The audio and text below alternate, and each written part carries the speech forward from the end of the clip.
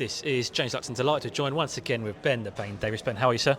I'm fantastic, man. What an interesting press conference that we just had. That was a weird one, but I'm doing well. It was certainly different, let's put it that way. Let's start with Kakat and Gareth Kelly. Kak, he wasn't used to the situation. It was something very new to him. I don't think he really knew what to do whilst he was in there. How did you try to control that situation? He even asked to go for a wee at one point. Which was hilarious. I mean, that is what we want here. We want something different, off the wall, zany, and Kakat and Gareth perfectly fit that description. Them not really knowing how this works, not traditional press conference experience, that works in our favor. You know, that's what we want, as weird as it turns out.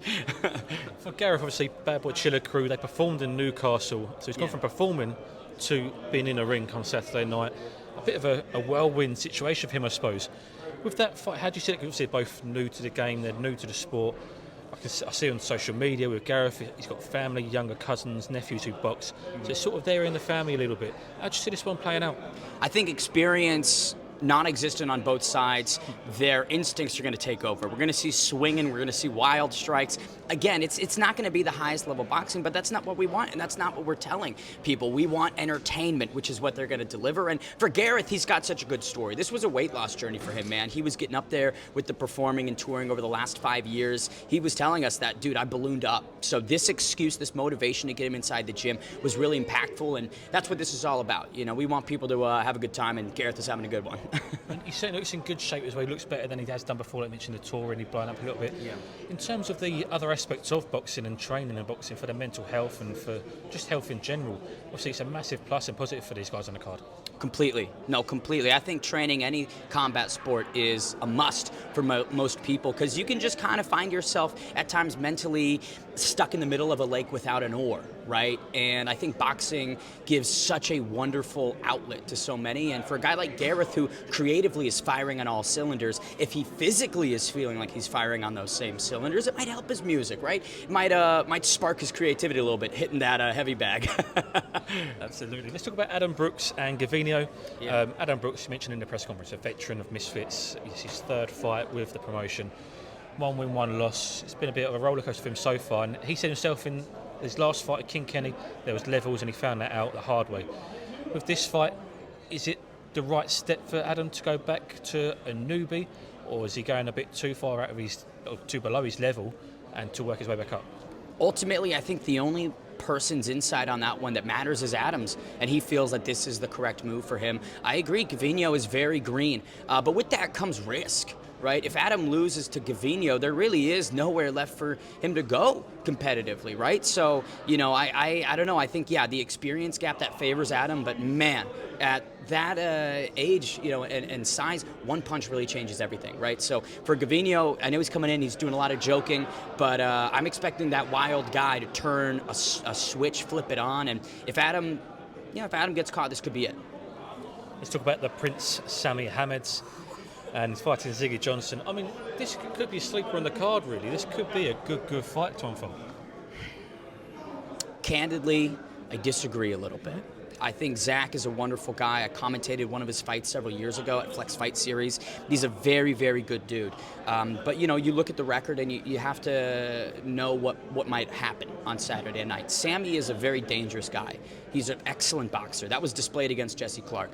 Zach's 0-6 in pro boxing, with most of those being TKO losses. I'm transparent. I'm not a liar.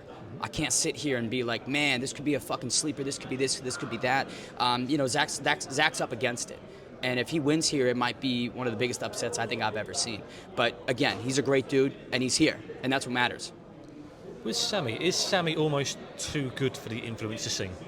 It's a wonderful question.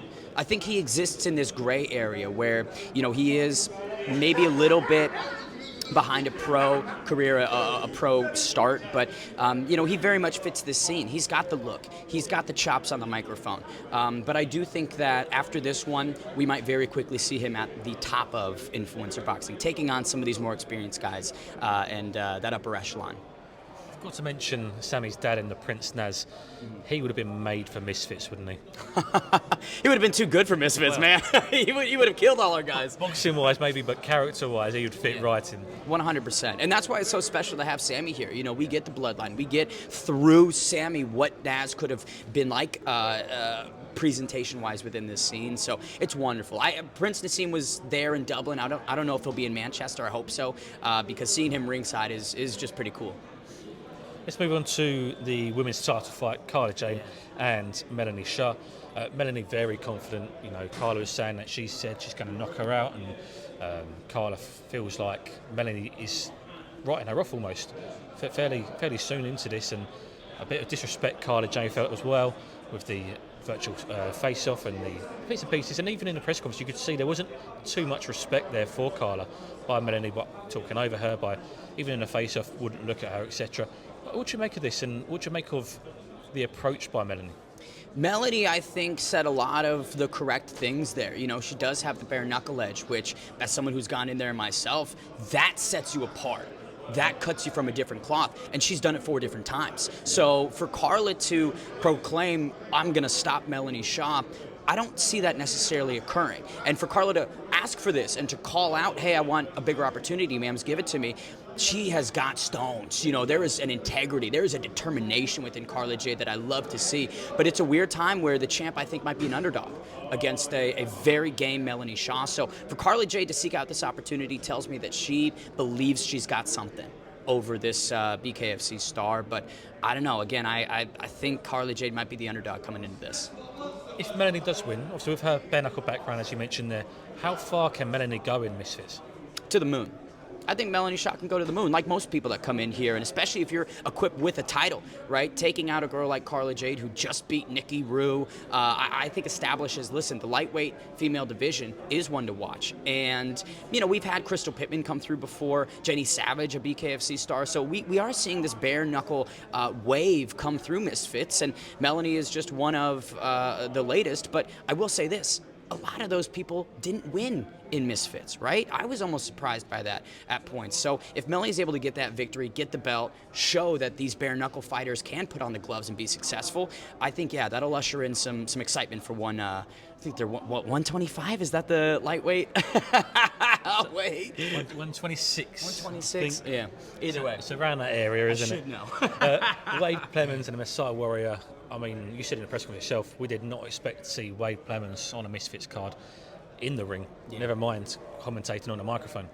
It's ridiculous. I think Wade is risking so much by coming back to Misfits, entering the competitive waters, but that's who this kid is. You know, he was a collegiate athlete. Let's not forget this. He's used to, putting it all on the line, maybe just not inside the boxing ring, but he's here to make statements. Like, Wade Plem's not wasting time. Wade Plem originally wanted HS Tiki Taki, the person that Mams has been stating is the face, the future face, right? The future star. That's who Wade wanted to take out. I think for fans, it's very clear Wade Plem's mission: upset the establishment, storm the kingdom. Now, the problem is he's never boxed before. Right? So we talk about guys like Gareth and Cac Hap, where, okay, they might just abandon everything skill-wise and just start winging. That could also potentially happen in this. Messiah Warrior's never fought as well. So, you know, I have higher expectations for that fight skill-wise, but, you know, I'm not going to lie to myself. They're both very green when it comes to the ring. So I don't know. I mean, I just respected both, and Wade's buddy, I'm looking forward to seeing him fight. You mentioned it's almost he's trying to go against the establishment there with Wade. In terms of this fight for Wade and for Mams and Misfits, how much of this is pride? How much of this is wanting to see the other one lose that badly? Seemingly all of it. That seems to be 100% of the reasoning behind this. Mams goes, oh, I've got an opportunity to knock out the dude that I banished from the broadcasting booth. Let me take it, you know. And that's one of the things that makes Mams so fun, is like he will pull the trigger on things like this, crazy, wild ideas where you're like, what the fuck is happening? Mams Taylor is like, yep, I made that. But I think, yeah, Wade is, again, pointing to a bit of pride here as well, saying, you know, yes, I now work for Jake Paul and Misfits, but I'm going to come back, beat up your stars, and just give you the big old middle finger. That's what Wade Plem wants to do, and I think he had a couple good quips up there, man. He's a good shit talker, so hopefully this isn't the last time. Absolutely. Ty Mitchell coming in against Tommy Hench. To be fair to Tommy, we know his boxing background, we know his dad was a boxer, it's in the lineage, and We know how good he could be. His potential was there a long time ago. He's not boxed for a long time, as he mentioned on the press conference. Tommy Hench is not the easiest fight to come into for your first Misfits fight, is he? Tommy Hench seems to be the spoiler. This seems to be the cat that is booked to lose and then finds ways to win. And for a company like Misfits, that might not be the guy that you want to put against someone you've signed to a multi-year contract, who you have these big expectations for. Tommy Hench is used to upsetting people's plans. And so for Ty Mitchell, he's got the rub from, I believe, Anthony Joshua, Tyson Fury, these big, huge names. But like you mentioned, it has been a minute. And I mean, Tommy himself was up there saying, we're the best boxers. Skill-wise, that might be the best fight of the night. And for Tommy, he's done this before. He's got heavy hands. He's beaten Idris Virgo. So if Ty's going to win, he's going to need to do something exceptional. Let's move on to the main event. Darren Till, AT, Anthony Taylor. I've just spoke to AT and he said Darren Till is certainly the biggest test of his career so far. Darren, I was watching Darren's face during that press conference and he almost looked like he was cringing at times. This is not what he's used to. He's out of his comfort zone. In the ring, he'll be back into his comfort zone, but here, in the build-up with Misfits, he is well out of his comfort zone. He doesn't like the bravado. He's used to the big, proper UFC stages, Vegas, etc. He's used to the combat sports and I wouldn't say professionals are not disrespectful to the influencer guys, but there's a different, straight-laced. Yeah, there's a different way they conduct themselves, and obviously this is a lot more entertainment value in terms of that side of things. And he looked like he was uncomfortable there. How much of a part could that play into fight night for Darren when he's already going into the fight thinking, what am I doing here? It is a very funny thought. I think Darren is used to being the loudmouth, the bravado, the lone shit talker that's really exquisite with the words. But now you're in an environment where kind of everybody is like that. And so I think that's an adjustment. But once Darren flips the switch, I've got no concern about his ability in the ring. This guy's a 6-time UFC main eventer, former title challenger, right? Like, he has been on brighter stages, bigger stages. Against Anthony Taylor, though, I think that there's a level of underestimating. You could call it short notice, but I know AT's been training quite literally since his last fight in August. He doesn't take days off. And he's got a big boxing edge, right? This is the sweet science. AT studied it for years. Darren hasn't. And there isn't much to take away from Darren's boxing debut because it was, a bit of a fiasco, if that's one way of putting it. So I think that Darren, to your point, might be going, man, this is just so ridiculous. But then in front of him is a very game, very serious guy who has really found a new life in boxing. Stopping Sam Erickson and stopping Gabe Silva, something I couldn't fucking do, is quite impressive, right? So I don't know. I kind of think, like with Carla and Melanie, the champ is the underdog here. But I feel like AT might get it done. In terms of AT, he's very different in the mould to Tommy Fury, which should have been the main event. I think with Tommy and Darren, there was a bit of genuine needle and genuine bad blood. I feel there is more respect between AT and Darren, probably because of the MMA background and the late notice. There's not been enough time to really trash talk. And to be fair to AT, in the press conference, he wasn't really trash talking Darren. He was being almost a comic up there, really. You mentioned there Darren's the one who's used to the one who is trash talking, who is the one who is giving it the verbal side of things. He won't be doing it in this with AT. Nobody, I don't think, can out-talk AT. So, again, is that another potential prospect of him being a bit uncomfortable and out of his comfort zone going into this? Right up until the fight starts, absolutely. I think this whole week, Darren, you're going to see Darren look around, go, what the fuck am I doing here? That'll be the expression all week long. But once the bell rings to start round one, I do just have faith that he'll click back into competitor mode. Darren's done this for so many years. Again, as has AT, right? Darren likes to clown on him, but Bellator was the silver status for mixed martial arts for 17 years. Rest in peace, Bellator.